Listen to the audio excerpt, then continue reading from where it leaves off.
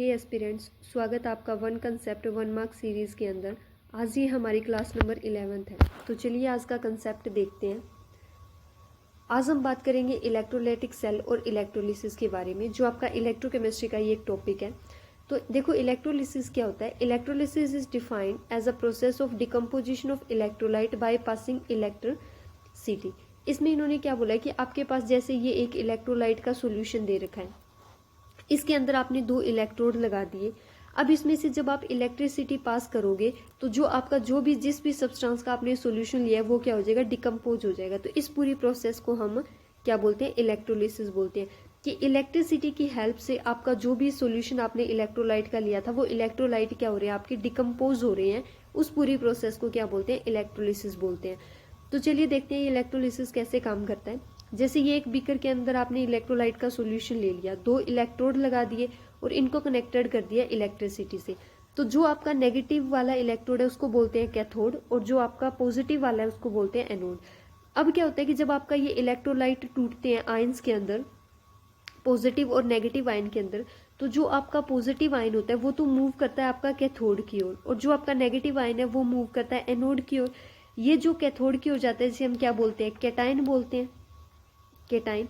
तो जो आपका ये कैटाइन कैथोड की हो जाता है, ये क्या है, कैथोड से इलेक्ट्रॉन गेन करेगा और क्या एक न्यूट्रल स्पीसीज बना देगा। और इधर जो ये जो नेगेटिव चार्ज कैरी करता है उसको क्या बोलते हैं, हम एनाइन बोलते हैं। और ये एनाइन आपका एनोड की तरफ जाके एक इलेक्ट्रॉन क्या कर देगा, लूज कर देगा, इलेक्ट्रॉन लॉस करेगा और क्या है, न्यूट्रल स्पीसीज बना देगा। अब जो ये कैटाइन है उसने इलेक्ट्रॉन को गेन किया और क्या हो गया, न्यूट्रल स्पीसीज बनाती, वो यहाँ क्या हो जाता है आपका, इसके ऊपर लिबरेटेड हो जाता है, इसके ऊपर मतलब क्या हो जाता है, जम जाता है, ठीक है, डिकम्पोजिशन होके ये इस पे डिपोजिट हो जाता है आपके कैथोड के ऊपर। तो इस पूरी प्रोसेस को हम इलेक्ट्रोलिसिस बोलते हैं और इसको बोलते हैं इलेक्ट्रोलाइटिक सेल।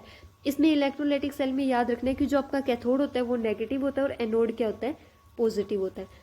अब क्या है कि इलेक्ट्रोलिसिस प्रोसेस के अंदर जो आपकी यहाँ डिपोजिशन हो रही होती है, लिबरेशन और डिपोजिशन होती है जो एनोड के पास, एनोड और कैथोड पर, वो कितनी क्वांटिटी के अंदर हो रही है, उस क्वांटिटी को डिस्क्राइब करने के लिए, उस क्वांटिटी को पता लगाने के लिए हमारे पास 2 लॉ आते हैं जो माइकल फैराडे ने दिए थे, फैराडेज लॉ ऑफ इलेक्ट्रोलिसिस। तो अब उन लॉ को देखते हैं। सबसे पहले हमारे पास क्या है, फैराडे फर्स्ट लॉ है। तो फैराडे फर्स्ट लॉ क्या कहता है, the amount of chemical reaction and mass of any substance deposited or liberated at any electrode is directly proportional to the quantity of electricity passed through the electrolyte। कहने का मतलब क्या है कि ये हमारे पास एक सॉल्यूशन था इलेक्ट्रोलाइट का, इसके अंदर ये हमने कैथोड लगा रखा था, ये एनोड लगा रखा था, ठीक है। कैथोड के ऊपर आपका क्या हुआ था, डिपोजिट हुआ था। एनोड पे जो लिबरेटेड हुआ था जो भी सब्सटेंस, वो कितना मास डिपोजिट या लिबरेटेड हुआ है, वो डायरेक्टली प्रोपोर्शनल होता है कि आपने इस सॉल्यूशन में से कितनी इलेक्ट्रिसिटी पास की है। तो कि जो आपका मास डिपॉजिट हुआ है वो डायरेक्टली प्रोपोर्शनल है इलेक्ट्रिसिटी की जो आपने सॉल्यूशन में से पास करवाई है। अब क्या होता है कि इस प्रोपोर्शनलिटी को हटा के हम एक प्रोपोर्शनलिटी कांस्टेंट लगाते हैं, जेड क्यू। जेड को बोलते हैं इक्विवेलेंट इलेक्ट्रोकेमिकल इक्विवेलेंस, इसको इलेक्ट्रोकेमिकल इक्विवेलेंट कांस्टेंट बोलते हैं, ठीक है। अब क्या होता है, जेड को कैसे लिखते हैं, W is equal to, Z हमारे पास क्या होता है, इक्विवेलेंट वेट, कि जो भी सब्सटेंस आपका यहाँ एलिमेंट डिपॉजिट हुआ है उसका इक्विवेलेंट वेट क्या है, divide by Faraday into Q. यहाँ ये फैराडे क्या होता है, आपका फैराडे चार्ज होता है कि जैसे आपके पास जो भी रिएक्शन हुई है, जो भी यहाँ डिपोजिशन हुआ है, उसके अंदर कितने इलेक्ट्रॉन का एक्सचेंज हुआ है और कितने मोल लिया था। जैसे मान लो हमने 1 मोल इलेक्ट्रोलाइट लिया था और उसमें आपके 1 इलेक्ट्रॉन का एक्सचेंज हुआ है, तो 1 फैराडे चार्ज आपका क्या है, डिपॉजिट या लिबरेटेड हुआ है, उसको बोलते हैं फैराडे। ये आपके फैराडे ने दिया था इसलिए इसे फैराडे कांस्टेंट बोलते हैं और इसकी वैल्यू फिक्स होती है एफ की आपके पास। इसे हम अप्रोक्सीमेटली 96500 लेके चलते हैं कूलम्ब पर मोल, ठीक है। ये आपके फैराडे की वैल्यू होती है। अब क्या होता है, देखो इसको आगे फर्दर कैसे लिखेंगे, Q बाय एफ इंटू ई। अब ये इक्विवेलेंट वेट हमने एक बार पहले भी निकाला था जब हमने नॉर्मेलिटी वाला कंसेप्ट डिस्कस किया था। तो इक्विवेलेंट वेट को निकालने के लिए हमारे पास क्या होता है, वही लिखो, charge divide by F Faraday into. Equivalent weight निकालने का फॉर्मूला हमारे पास क्या होता है कि आपके पास जो भी एलिमेंट यहाँ डिपॉजिट हो रहा है उसका एटॉमिक मास कितना है, डिवाइड बाय एन। एन यहाँ क्या है, कि कितना चार्ज है, जो भी यहाँ डिपॉजिट हुआ है उसके ऊपर चार्ज कितना है, या फिर उसके पास हम वैलेंस इलेक्ट्रॉन देख लेते हैं कितने हैं, वैलेंसी कितनी है, जो भी एलिमेंट आपका डिपॉजिट हुआ है उसे बोलते हैं एन। तो ओवरऑल आपके पास जो फॉर्मूला बनता है फर्स्ट लॉ के अकॉर्डिंग, जो आपके पास बनता है वो क्या है, यहाँ लिख देती हूँ मैं एक बार। क्या था, W जो मास आपका डिपॉजिट या लिबरेटेड हुआ वो किसके इक्वल होता है, Q आपका कितना चार्ज इलेक्ट्रिसिटी पास करवाई है आपने, F फेरेडे कांस्टेंट हो गया, मल्टीप्लाई में M क्या है कि कितना उसका एटॉमिक मास कितना था जो भी यहाँ डिपॉजिट हुआ है, डिवाइड बाय N क्या है उसकी वैलेंसी, उसके ऊपर कितना चार्ज है। तो ये फॉर्मूला होता है आपके पास first law of Faraday first law का। ठीक है, ये इस फॉर्मूले पर बेस्ड आपके एग्जाम में क्वेश्चन आते हैं डायरेक्ट। ठीक है, न्यूमेरिकल आते हैं इसके ऊपर। तो ये था फेरेडे फर्स्ट लॉ, ये इसकी डेफिनेशन भी इंपॉर्टेंट है और ये फॉर्मूला भी इंपॉर्टेंट है, इस पर डायरेक्ट आपके न्यूमेरिकल बनते हैं। देन एक लॉ और दिया था इन्होंने, फेरेडे सेकेंड लॉ। इसके अंदर इन्होंने क्या बोला था कि जैसे आपने दो इलेक्ट्रोलाइट के सॉल्यूशन ले लिए, अलग अलग इलेक्ट्रोलाइट के, फॉर एग्जांपल इसमें हमारे पास क्या है, AgNO3 है सिल्वर नाइट्रेट का, और इसके अंदर आपने कॉपर सल्फेट का सॉल्यूशन ले लिया। ठीक है, इलेक्ट्रोलाइटिक सॉल्यूशन ले लिया और दोनों को सीरीज के अंदर रख दिया, और दोनों को ही क्या है, ये इनके अंदर इलेक्ट्रॉन्स लगे हैं और दोनों को सेम इलेक्ट्रिसिटी से आपने कनेक्ट कर लिया, दोनों में से सेम इलेक्ट्रिसिटी आपने पास करवाई है। तो जब आप same quantity of electricity pass करवाते हो सॉल्यूशन में से, अलग अलग इलेक्ट्रोलाइट के सॉल्यूशन में से, तो जो भी मास आपका प्रोड्यूस होगा, जो भी सब्सटेंस का मास प्रोड्यूस होगा वो डायरेक्टली प्रोपोर्शनल होता है अपने इक्विवेलेंट वेट के। कहने का मतलब क्या है कि जैसे आपके पास Ag, पहले मान लो इसके अंदर आपके पास सिल्वर का मास कितना डिपॉजिट हुआ है, वो किसके इक्वल होगा, आपका equivalent weight of silver, silver के इक्विवेलेंट वेट के, डिवाइड बाय आपके पास कॉपर का कितना मास डिपॉजिट हुआ है, कि कॉपर का कितना मास आपके पास डिपॉजिट हुआ है, वो किसके इक्वल होगा, इक्विवेलेंट वेट ऑफ कॉपर।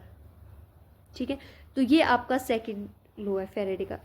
एक बार और बता देती हूँ कि जब आपने दो डिफरेंट इलेक्ट्रोलाइट के सॉल्यूशन ले लिए और इसमें से सेम क्वांटिटी ऑफ इलेक्ट्रिसिटी दोनों में से पास करवाई, तो जो इनका जो मास डिपॉजिट होगा वो डायरेक्टली प्रोपोर्शनल होगा अपने इक्विवेलेंट वेट के। जैसे इसमें सिल्वर का कितना मास डिपॉजिट हुआ है वो इक्वल होगा equivalent weight of silver, copper का कितना मास डिपॉजिट हुआ है वो होगा आपका इक्विवेलेंट वेट ऑफ कॉपर। तो ये आपका फेरेडे सेकेंड लॉ।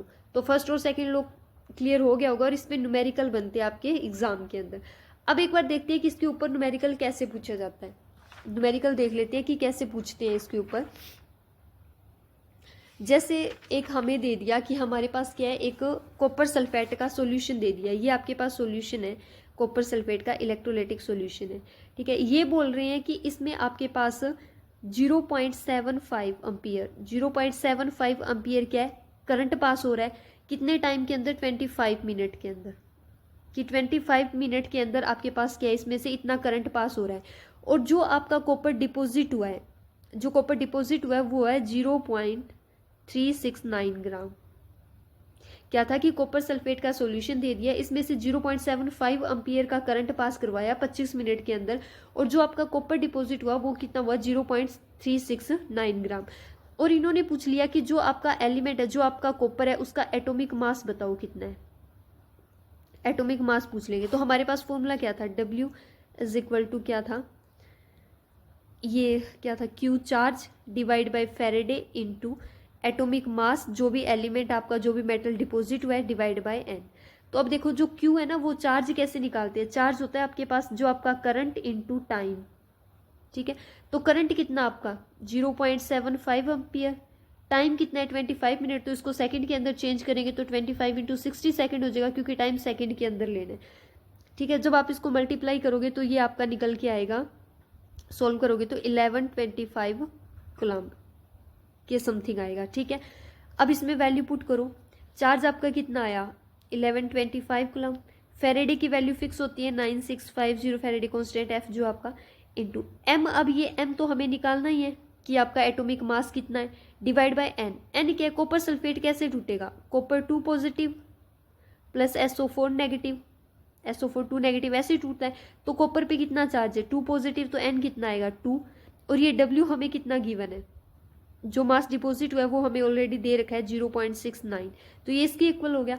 अब M तो हमें निकालना है, तो ये सारी वैल्यू इधर शिफ्ट करो, 0.6369, ये 2 इधर आ जाएगा और ये 96500, ठीक है, डिवाइड बाय जो आपका 1125, तो ये हमें वैल्यू देगा m की। जब आप इसको सॉल्व करोगे तो इसकी वैल्यू आपकी कितनी आएगी, 63.3 ग्राम। तो 63.3 ग्राम ये आपका क्या हो गया, कॉपर का एटॉमिक मास। तो ऐसे न्यूमेरिकल पूछते हैं कि आपको सारी क्वांटिटी देके कोई एक चीज़ पूछ लेगा कि कितना आपका आया है, कि कितना एटॉमिक मास होगा, या फिर कई बार ये चार्ज पूछ लेते हैं, कई बार ये कितना डिपॉजिट हुआ है वो भी पूछ लेते हैं, या फिर डिपॉजिट दे के एटॉमिक मास पूछ लेते हैं। और एक टाइप का न्यूमेरिकल इस पे ये बनता है कि आपको क्या दे देंगे कि मोल दे देंगे, कि मान लो 1 मोल सब्सटेंस है आपके पास, जैसे कहाँ बताऊँ, एक बार इसको थोड़ा इरेज कर देती हूँ यहाँ से। एक टाइप का क्वेश्चन ये बनता है आपके पास कि आपके पास 1 मोल कोई भी सब्सटेंस दे रखा है, ठीक है, और उसके ऊपर हमें चार्ज बताना है कि कितना लिबरेटेड हुआ है। तो उसको कैसे निकालते हैं, चार्ज क्यों बताना है, तो उसमें कैसे करते हैं कि कितने मोल दे रखे हैं आपको, n से लिख रही हूँ मोल, डिवाइड बाय n नोट से लिख रही हूँ कि आपके कितना चार्ज एक्सचेंज हुआ है, कितने इलेक्ट्रॉन एक्सचेंज हुए इनटू फैरेडे। ये फॉर्मूला भी यूज हो जाता है कई बार कि आपसे सीधा चार्ज पूछे तो ये यूज़ करना है कि कितने मोल के लिए पूछ रहे हैं, ऊपर से कितने इलेक्ट्रॉन एक्सचेंज हुए और फैरेडे एज इट इज़। जैसे 1 मोल के लिए पूछ लिया और उसमें 1 ही इलेक्ट्रॉन का एक्सचेंज हो रहा है, तो ये हमारे पास कितना चार्ज आ जाएगा, 1 फैरेडे। तो ऐसे न्यूमेरिकल बनते हैं इसके ऊपर। तो होप सो कि अब आपको ये फैरेडे लॉ कन्फर्म हो गए होंगे, दोनों कंसेप्ट आपके फैरेडे लॉ के क्लियर हो गए होंगे। तो एग्जाम पॉइंट ऑफ व्यू से ये इंपॉर्टेंट है। Thank you.